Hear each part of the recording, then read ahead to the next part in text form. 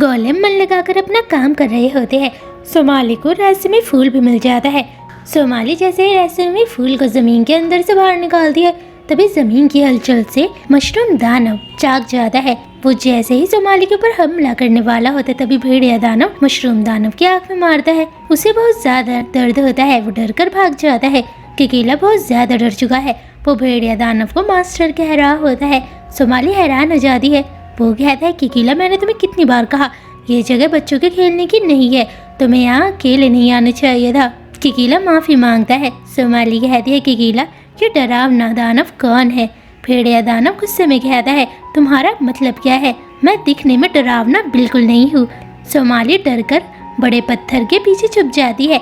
किकीला कहता है, तुम्हें डरने की जरूरत नहीं है, ये मेरे मास्टर है, उनका नाम मुथरिका है, वो इस जगह की रक्षा करते हैं। इसके बाद वो कहते हैं, मेरे साथ कुछ और दानव भी है जो यहाँ की रक्षा करते हैं, लेकिन वो शरारती स्वभाव के हैं, बिल्कुल किकीला की तरह। सोमाली कहती है, मैंने आपको देखा था। मुथरिका की नज़र जैसे ही सोमाली के हाथ में रखे हुए फूल में जाती है, फूल की चमक खो जाती है। वो उन्हें समझाते हैं, अगर तुम फूल को मिट्टी से बाहर निकालोगे तब वो मुरझा जाएगा और ये जगह बच्चों के खेलने की नहीं है। सोमाली जिद करने लगती है कि मुझे ये रहस्यमय फूल चाहिए, मैं अपने पापा के साथ रहना चाहती हूँ। वो कहता है, इसमें तुम्हारी जान को खतरा है। सोमाली कहती है, मुझे ये फूल हर कीमत में चाहिए। वो कहता है, तुम्हें मेरे साथ चलना होगा। किकीला कहता है, सोमाली तुम बहुत कूल हो। वो कहता है, बेवकूफ़, मेरे साथ चलो, तुम यहाँ पिकनिक मनाने के लिए नहीं आए हो। वो कई परेशानियों का सामना करते हैं। वहाँ एक छोटी सी नदी होती है। किकीला डर रहा होता है। वो कहता है, तुम्हें इस नदी को पार करना होगा। सोमाली उस नदी को पार करती है। वो कहता है, तुमने अच्छा काम किया। सोमाली कहती है, क्या मैं आपको मास्टर कह सकती हूँ? वो कहता है, बेकार की बातें मत करो, अपने लक्ष्य पर ध्यान दो। वो कहते हैं, जरूर। भेड़िया दानव कहता है, बच्चों को संभालना बहुत मुश्किल का काम है। वो तुसीचाम पेड़ की खोज कर रहे हैं, उन्हें वो पेड़ दिखाई देता है। भेड़िया दानव कहते हैं, वहाँ हमें रहस्यमय फूल मिलेगा। वो दोनों एक्साइटेड हो जाते हैं।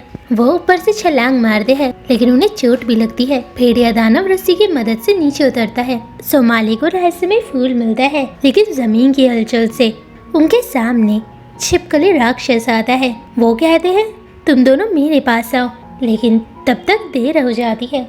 वो हमला करने के लिए तैयार है। किकीला सोमाली के सामने आता है, क्योंकि वो सोमाली की रक्षा कर रहा होता है।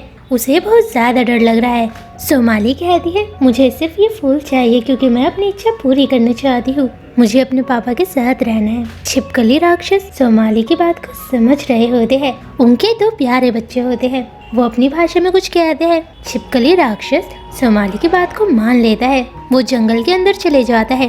भेड़िया दानव हैरान है, क्योंकि छिपकली राक्षस ने सोमाली और किकीला के ऊपर हमला नहीं किया। वो उनके पास जाता है। वो उन्हें बताता है कि छिपकली राक्षस इस पेड़ की रक्षा करता है और उसने तुम्हारी इच्छा स्वीकार कर ली है। वो दोनों खुश हो जाते हैं।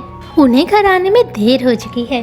गोलेम बहुत ज्यादा गुस्से में है, क्योंकि उन्होंने सोमाली से कहा था कि तुम्हें रात होने से पहले यहाँ पहुँचना है। सोमाली उनसे माफी मांगती है। किकीला कहता है, इसमें मेरी गलती है। गोलेम कहते हैं, तुमने मेरी बात नहीं मानी, क्या तुम मेरे साथ नहीं रहना चाहती हो? अगर ऐसे ही चलता रहा तब हमारी ये जर्नी पूरी नहीं हो पाएगी।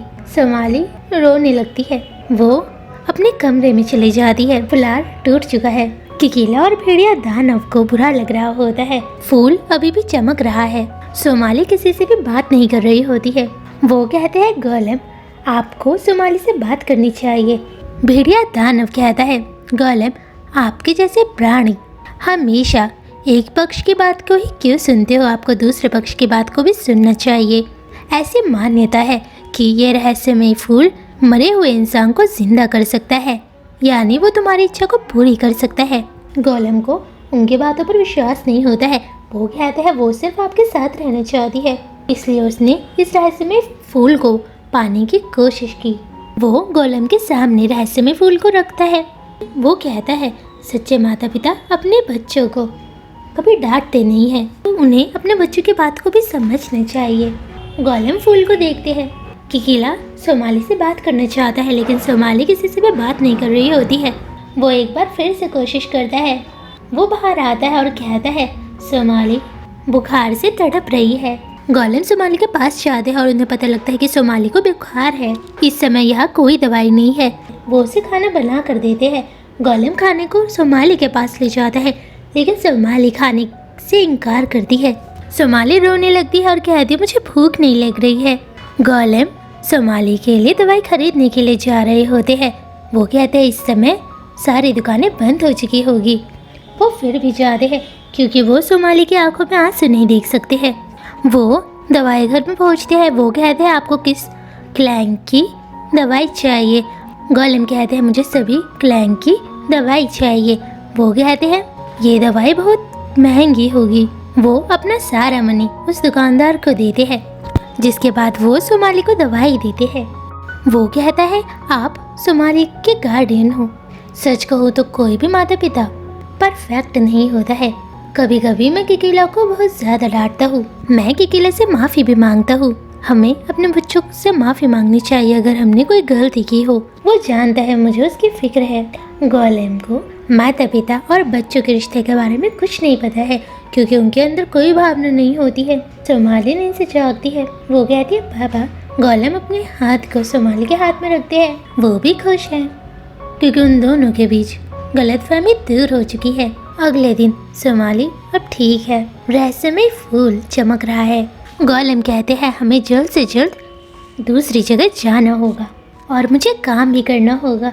सोमाली कहती है क्या हमारा मनी ख़त्म हो चुका है क्योंकि आपने मेरे लिए दवाई खरीदी? गोलेम कहते हैं तुम्हारा ठीक होना ज़्यादा ज़रूरी था। कोई बात नहीं, हम फिर से मनी कमाएंगे, लेकिन तुम्हारी जान बहुत कीमती है।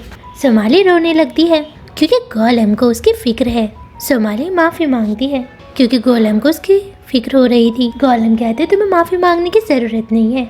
वो कहती मैं आपके साथ हमेशा रहना चाहती हूँ और ये जर्नी जारी रहेगी। गोलेम कहते हैं मैं तुम्हारे साथ हमेशा रहूँगा। सोमाली रोना बंद कर देती है क्योंकि गोलेम उसके साथ रहेगा। वो कहती है आपको मुझसे वादा करना होगा। गोलेम कहते हैं ज़रूर।